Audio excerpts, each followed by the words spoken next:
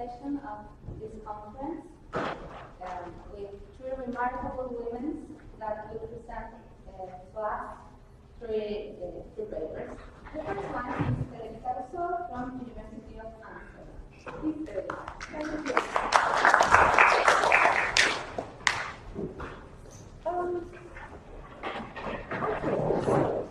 Can you hear me without the microphone? Yes. So maybe a couple of words of explanation of why we set up this session in order, because after a lot of talking about entanglement and formulas, etc., here probably you won't see much. But the idea was kind of to reflect on how can we integrate different worldviews, and certainly quantum theory calls for a radical change. I've heard in some of the talks that when you try to kind of export the formalism or the concept of quantum theory outside physics, you shouldn't take this as a metaphor, but seriously. I guess what is happening, at least in my presentation, is that I'm taking it, so the concept of entanglement, more as a metaphor than as a kind of real thing. And I guess if you want to use this concept, what I want to explore is the entanglement between the concept of knowledge and how we build knowledge. And why do I care about this? I could tell you this story in many ways. One is that there is a, say, philosophical issue which is quite substantial and important. So one of the core questions in philosophy is understanding what knowledge is. And this is what I will call kind of the what question.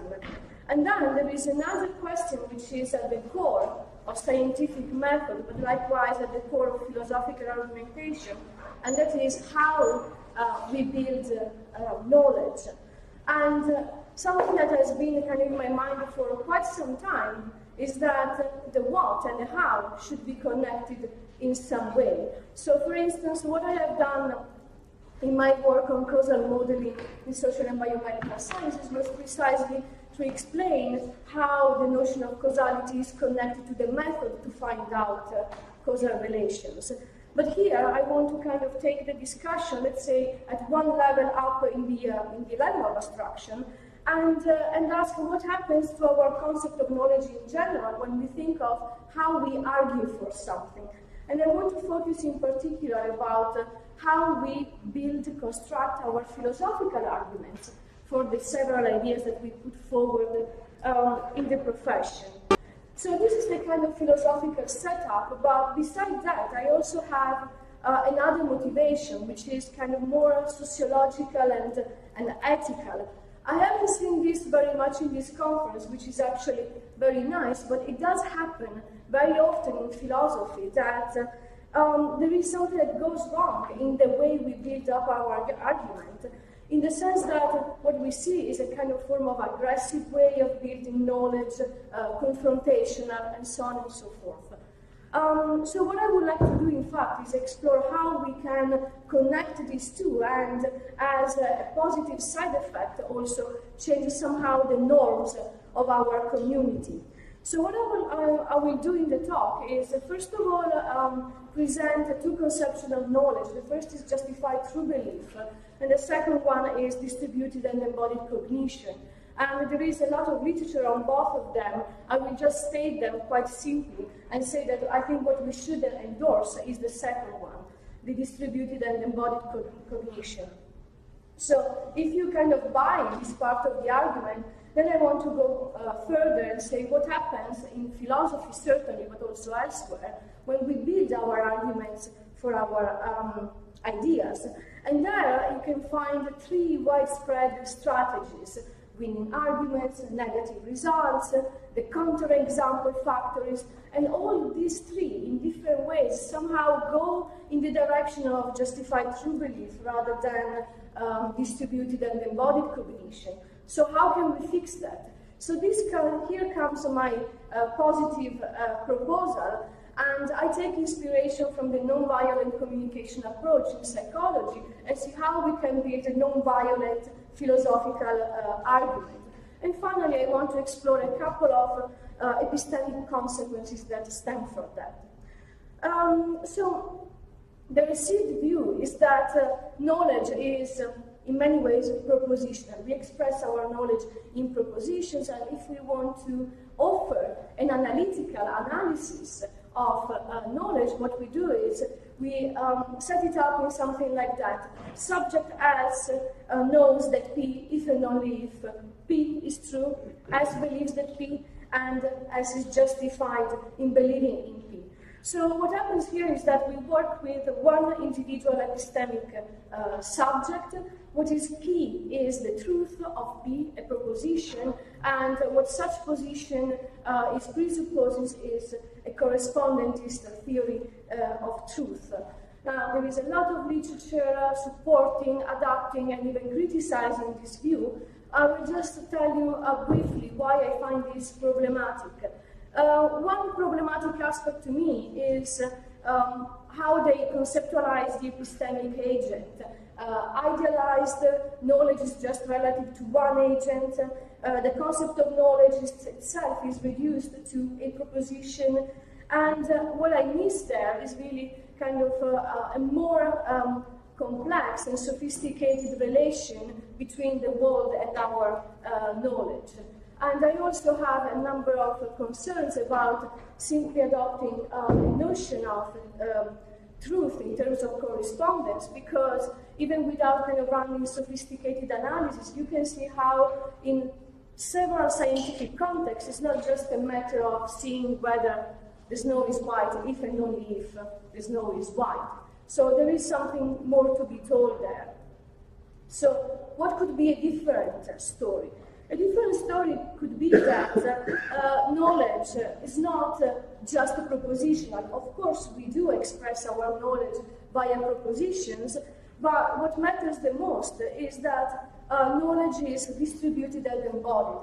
Distributed means that it is not just the knowledge of one individual agent, the knowledge is distributed across groups of agents, and these agents need not be just humans. So if you think of any experimental setting, we interact with all kinds of technological setup. There is an institution, so there is a whole kind of complexity of a socio-technical system that produces the knowledge. And this also relates to the idea of the embodiment. So knowledge is not so much kind of reduced to the proposition itself, but it's more about kind of the making and the establishing of connections of different type. And if you kind of grasp what is behind this idea, then what you need is not a notion of correspondence for truth, but rather a notion of correctness and of connectivity, which is something that the philosophy of information is developing. So you might guess why I'm going for more a notion of distributed and embodied cognition. One reason for me was that just looking at the practice of the sciences kind of put me on this track to say, well, we have to develop notions of knowledge and truth that are certainly closer to the practice, and the idealization has to help understanding these practices rather than just kind of building castles that then don't correspond to what happens in practice. And then there is a second aspect that to me is quite important, and this is the idea that there is one epistemic agent. And this is true, is simply not true. I mean, it is our common experience that when we write papers, we go to conferences, our ideas are not just our own.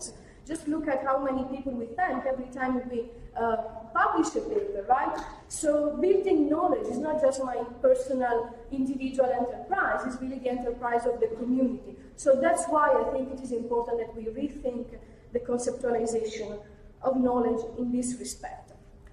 And yet, I mean, even if you find all this quite plausible prima facie, what you find, and I'm talking mainly about philosophy because it is the field I know the most, is that most of our philosophical arguments do not reflect this distributed and embodied nature of cognition or of knowledge.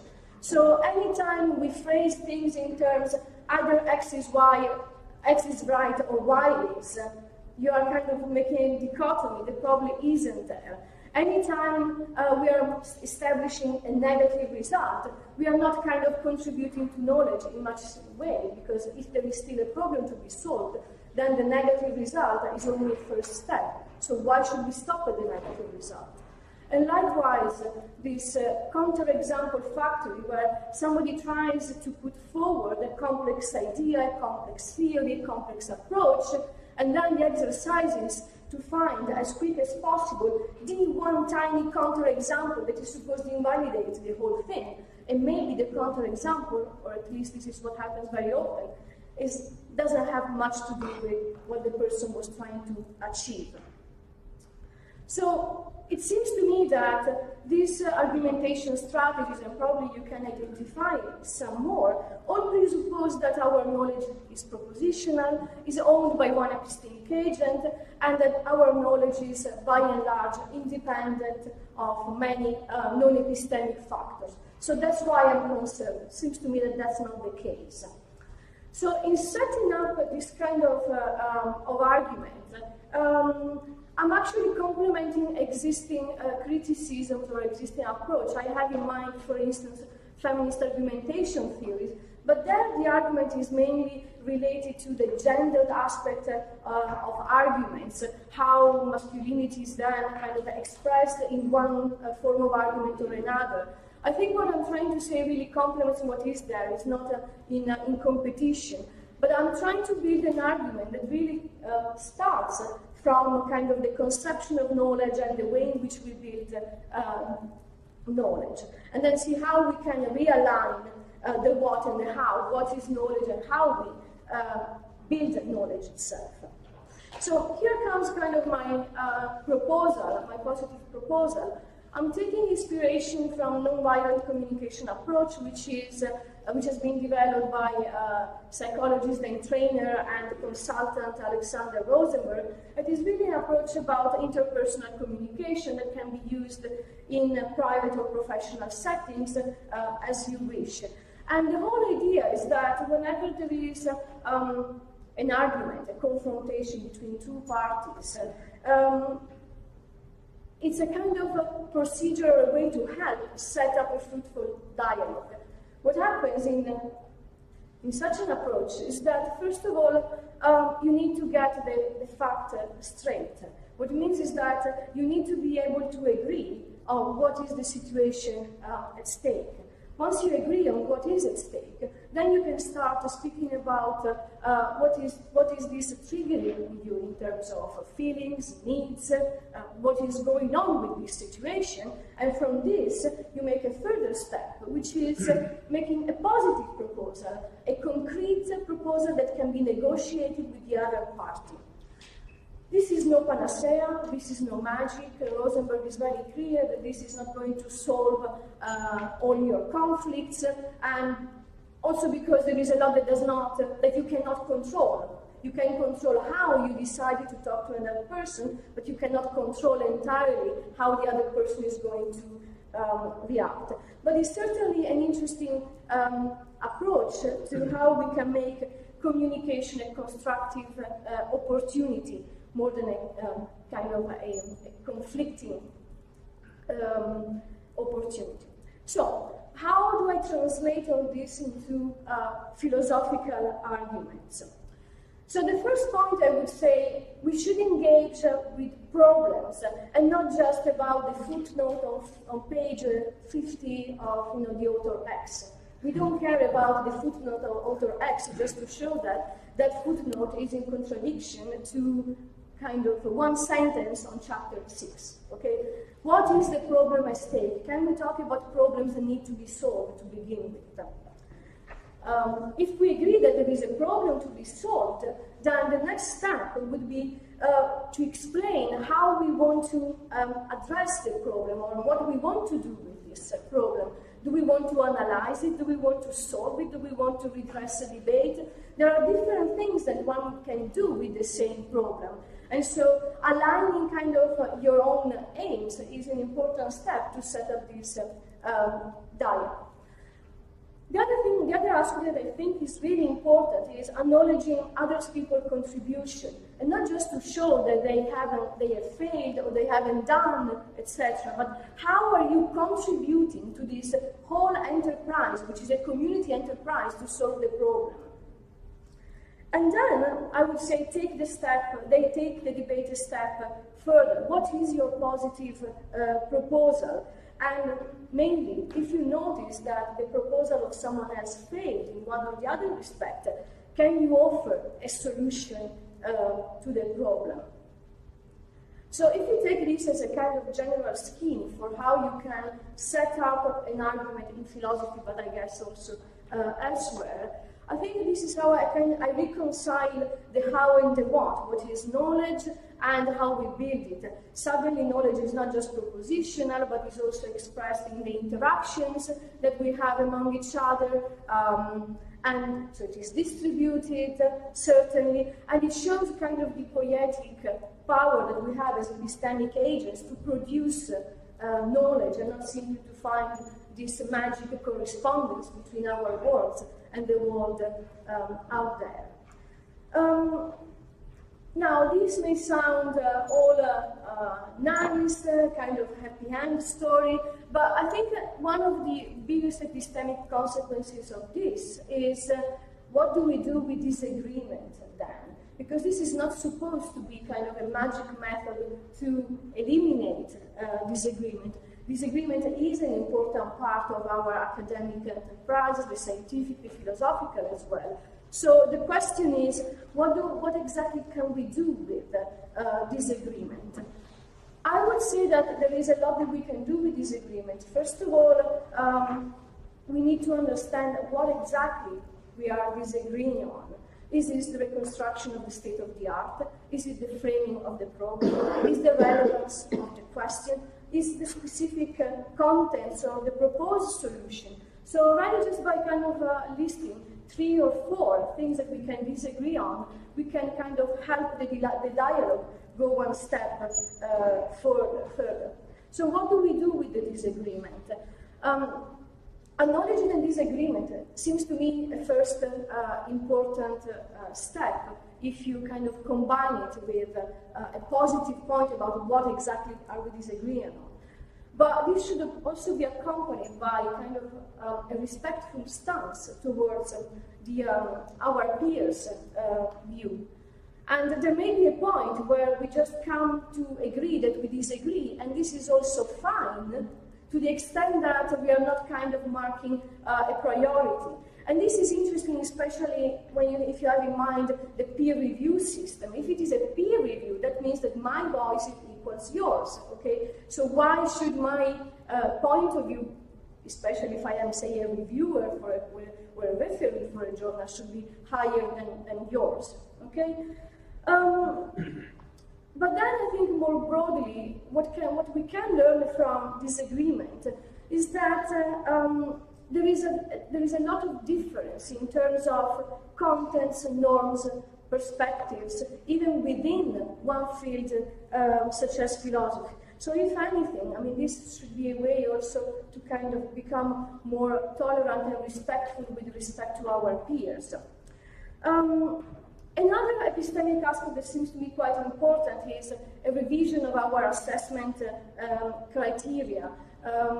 Why do we have this best paper or the best theory? Maybe there are other criteria that we can use to assess the existing literature. And if you have in mind again kind of the peer review system, what exactly are we doing with the peer review? Are we attempting to kind of constructively build knowledge together with an author, or are we just kind of hiding behind kind of the blindness to simply kind of throw violent arguments against an author? So you can see that many things can change if you start from the perspective that the community has a responsibility for building a non-violent approach. So let me kind of just sum up and conclude what I've been trying to do. And now I will try to kind of reconstruct the story from the other perspective. I think there is a problem. By and large, our community is building knowledge in a confrontational, aggressive, and individualistic way. And my intuition is that one of the problems there is that we are not aligning how we should conceive of knowledge with the way in which we build knowledge itself. So the positive proposal is this idea of non-violent arguments where we can align indeed a specific conception of knowledge as distributed and embodied cognition with a particular way in which we can build arguments that should foster and enhance dialogue. And I can see two reasons why this is important to discuss. One reason is epistemological. I have difficulty in seeing how we can have totally disaligned epistemologies and ontologies and methodologies. They don't have to be aligned all at the same time, but it should be kind of a goal for us to have these things that somehow, not converging, but that they are coherent. And the second is an ethical concern. We have a responsibility for the ways in which we set up an academic communication. And so this is how I hope epistemology can also contribute to the ethics. Thank you.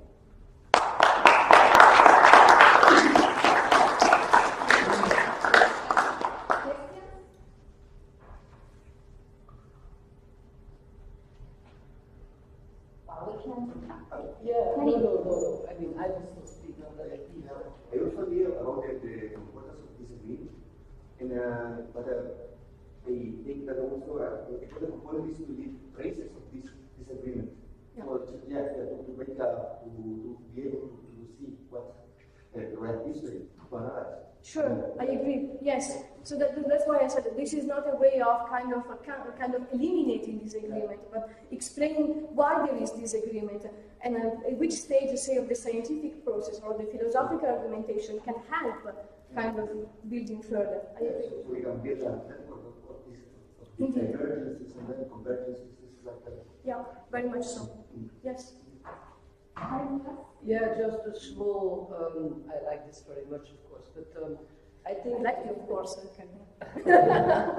I think it might be fruitful in some other elaboration of these ideas to throw in more explicitly the idea of perspective, because that also comes with the fact that disagreements do not necessarily have to disappear.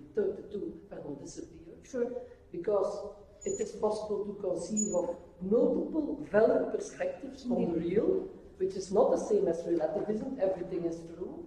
But multiple valid perspectives on the real is a potential way of dealing with this, so it's not one truth and all the rest is false. It's not everything is true either, but you can have different perspectives, contexts, that allow you to formulate real, valid, let's say it like that, valid perspectives on some aspect of reality. Yeah, I totally agree. That's why I was saying the way in which you phrase a problem, you set up your own intention to solve the problem, etc., can help in this perspective, because maybe we have different perspectives on the problem, so it's not a question that we have to eliminate. We have to keep them both. And you can have conflicts at the same You can. I agree. But respect. I was wondering to what extent you were aware or to what degree you think your method would apply to some of the antagonisms on university campuses today where sort of disagreement is protested, where people are being discouraged from presenting certain ideas on campuses and are being prevented from speaking. Are you aware of some of the things that are going on now, and what do you think your method would, if so, what do you think your method would, how do you think your method would inform those conflicts? I haven't thought specifically about that. When I started working with this idea, it was mainly about academic writing and then perhaps academic presentations, etc. I guess there is a way in which we can extend that. And again, probably this follows up on Karin's question. You should give voice to different views. The important question is how you set up the dialogue between the parties. I would be interested in hearing what examples you have in mind about this protests that go unheard or go silent. I can give a few examples. Yeah, thanks. Thank you. There was a question there, and you? Have you ever think of devising, or have you ever devised a small heuristic so to implement this theory into practice in a group of 10 people who, for example, want to go to decipher a matter that they are all interested in? Could you enter the room and say, okay, we do that, we play this game, or do something in order to make a decision? Have you ever thought about that? Not in the terms that you are suggesting, but I have experienced this in different settings. One setting is how I supervise my students when they write a paper or a dissertation, how they set up a problem, how they are engaging with the literature, how they are formulating their own proposal, etc. Especially because I find it really kind of annoying when a young student comes and says, this important scholar is wrong. Okay, maybe we can. And then another setting where I found this very useful, and it has been in the back of my mind for quite some time, it was when I was a fellow in Pittsburgh at the Center for Philosophy of Science. And at our seminar, we used to discuss a work in progress paper, and the rule was if you point to a problem in your paper, you also point to a possible solution. In other words, you're not just going to throw an objection without helping the person to do something with it. So these are the two, but there are certainly more. In seminars, I try to pay attention to, say, younger scholars that need kind of more time to formulate their questions. I mean, there are other best practices that have been implemented that it seems to me are quite in line with what I am saying.